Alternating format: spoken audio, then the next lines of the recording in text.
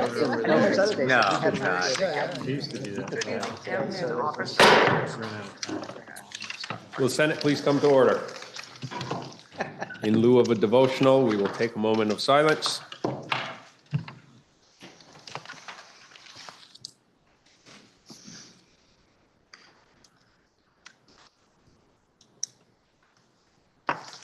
Thank you. Are there any announcements? We have Senate bill for introduction. S-24, an act relating to stormwater management, introduced by Senator Chittenden. Please listen to the first reading of the bill. S-24, an act relating to stormwater management. Having heard the first reading of the bill, it is referred to the Committee on Natural Resources and Energy. We now have the orders of the day. We have a Senate resolution relating to a temporary rule for short form bills. Please listen to, no. Oh, shall we adopt the resolution? Senator from Chittenden. Thank you, Mr. President. I'd like to give senators just a brief context for this rule, which is unusual for the Senate. The House has long used short form bills as a way to, among other things, save the bandwidth of ledge counsel from drafting every bill for every rep at full length. And so where people in the House feel as though a short form bill will do, they make use of that. That has not been an option in the Senate. But this year, in my meetings with the Speaker and ledge counsel, they expressed a great deal of anxiety about their ability to draft, given the emphasis that we have this session on ed finance and policy reform. They believe that their workload in that area is going to be excessive.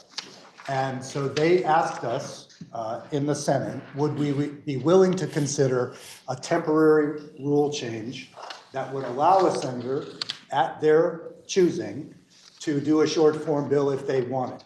So to be clear, this does not require that anybody use a short form bill, but it says if a short form bill would work for you in the area of education only, and you'll see that in the text, then you can direct ledge counsel to work up your bill in short form with a title and a purpose, and then it would move through the system.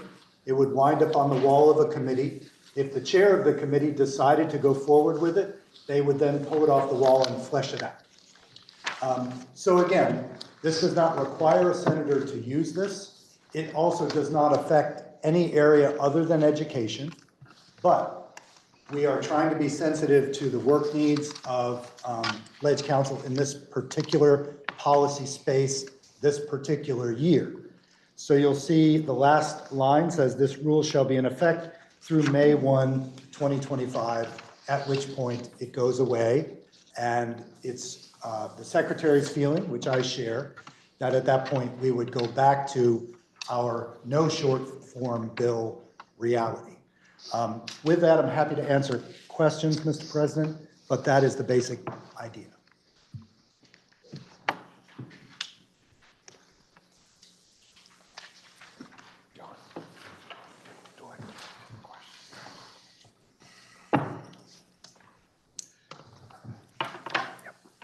Are you ready for the question? If so, shall the Senate adopt the Senate resolution? If so, all those in favor, please say aye. Aye. All those opposed, nay. The ayes have it. You've adopted the resolution.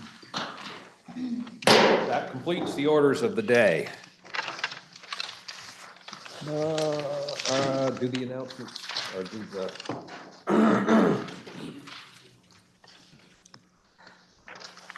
Senator from Chittenden. Thank you, Mr. President. Pending announcements, I would move that the Senate stand in adjournment until 11:30 a.m. Friday, January 24th. Are there any more announcements? Senator from Chittenden. Thank you, Mr. President. Senate Health and Welfare will begin at 9:15 tomorrow morning, Friday. Thank you. Are there any announcements? Senator from Washington. Thank you, Mr. President. Senate Finance will meet at 1:30. Senator from Rutland. Thank you, Mr. President. Senate Government Operations will also begin at 1:30 today. Senator from Washington. Thank you, Mr. President. Senate Appropriations will meet 10 minutes after the fall of the gavel. Senator from Wyndham. Thank you, Mr. President. Senate institutions will meet 15 minutes after the fall of the gavel. Are there any more announcements? Senator from Bennington. Senate Education will meet in room 11 at 1:30. Are there any more announcements? We have some committee assignments to announce. Access Board, Senator Harrison. Adult Education and Literacy Student Access Study Committee, Senator Gulick. Arts and State Buildings Advisory Panel, Senator Harrison. Berry Granite and Ethnic Culture Museum Steering Committee, Senator Perchlik, Senator Cummings, Senator Watson, and Senator Harrison. Building Bright Futures Council, Senator Gulick. Commission on Alzheimer's Disease and Related Disorders, Senator Brock. Commission on International Trade and State Sovereignty, Senator Clarkson. County and Regional Governance Study Committee, Senator Collmore, Senator Harrison, Senator Norris.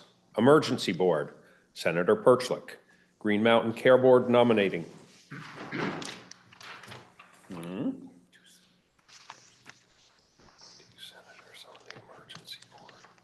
Oh. Sorry, Senator Cummings, for skipping over you. You are also appointed to the Emergency Board. Green Mountain Care Nominating Committee, Senator Gulick and Senator Westman. Green Mountain Care Board nominating public anointment, Mary Kate Molman. Health Reform Oversight Committee, Senator Perchlik, Senator Cummings, Senator Lyons, and Senator Westman.